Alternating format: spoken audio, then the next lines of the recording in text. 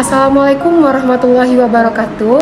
Halo semua, perkenalkan nama saya Lasri Atika dengan NIM 19051555381, Program Studi Bimbingan dan Konseling Fakultas Keguruan dan Ilmu Pendidikan Universitas Riau. Nah, saya di sini akan membuat video mengenai bimbingan kelompok di mana terdapat beberapa masalah dan juga solusi penyelesaian masalah tersebut. Oke, sebelum kita memasuki dua jenis permasalahan di dalam bimbingan kelompok, alangkah baiknya kita mengetahui terlebih dahulu apa sih konsep dasar dari bimbingan kelompok. Nah, bimbingan kelompok ini biasanya dipimpin oleh seorang konselor dan juga beberapa anggota lainnya yang mendiskusikan atau mengarahkan suatu permasalahan dan mencapai penyelesaiannya bersama-sama. Jadi, pemimpin kelompok atau konselor ini membantu anggota-anggota kelompoknya untuk mencapai tujuan-tujuan bersama yang akan dicapai.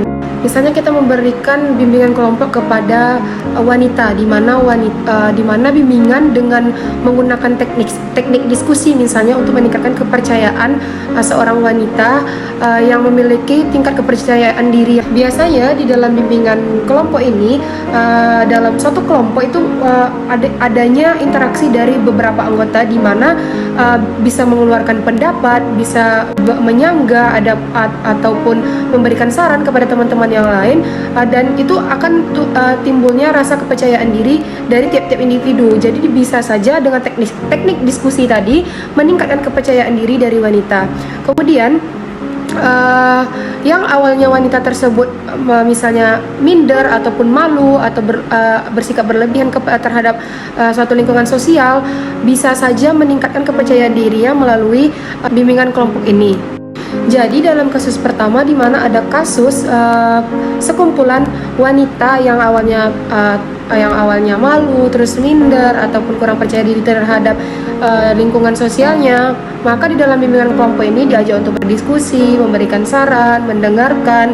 Nah, dapat menimbulkan atau merangsang yang namanya kepercayaan diri dari tiap wanita atau individu tersebut. Contoh yang kedua yaitu ada bimbingan kelompok untuk meningkatkan pemahaman kekerasan seksual untuk peserta didik sekolah menengah pertama. Nah, seperti yang kita ketahui bahwasanya banyak sekali kasus kekerasan seksual terjadi pada saat ini, tidak terkecuali terjadi pada anak usia dini.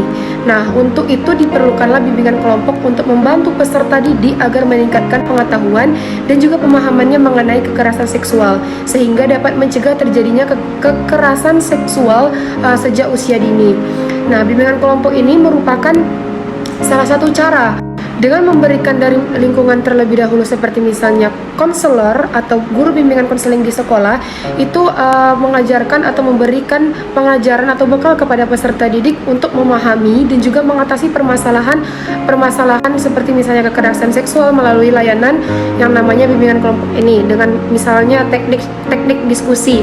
Nah, dengan teknik diskusi ini mereka dapat berdiskusi mengenai kekurangan ataupun dampak dari kekerasan seksual ini. Jadi mereka selain dapat menimbulkan lingkungan sosial yang sehat, juga dapat mendapatkan pengetahuan yang baru dari lingkungannya, yaitu dari teman dan juga konselor. Nah, dari dua contoh studi kasus yang telah saya jelaskan tadi, dapat kita tarik kesimpulan bahwasanya konseling kelompok itu mempunyai tujuan pokok untuk menciptakan suasana yang baru di mana bantuan antar pribadi yang memungkinkan tiap individu itu mengembangkan insight pada dirinya sendiri dan untuk mencapai penyesuaian personal yang lebih sehat, dan dapat pula menekankan masalah perkembangan, pemeliharaan pilihan dan nilai sikap ataupun emosi yang bersifat pencegahan dan juga penyembuhan masalah terhadap suatu individu atau satu kelompok. Nah, konseling kelompok ini dengan demikian dapat berorientasi terhadap preventif dan juga dapat pula berorientasi remedial. Baik, dalam bimbingan kelompok kita dapat mengetahui bahwasanya di dalam berdiskusi dengan konselor dan juga konseli atau peserta didik itu dapat kita menarik kesimpulan bersama, mencapai tujuan bersama, dan juga permasalahan dapat diselesaikan bersama, dan dapat juga belajar cara berinteraksi sosial, cara menanggapi, cara mendengarkan yang baik di dalam konseling kelompok ini. Jadi pada bimbingan kelompok ini menggunakan teknik diskusi bersama-sama dengan menjelaskan permasalahannya bersama-sama dan diselesaikan oleh anggota kelompok itu bersama-sama.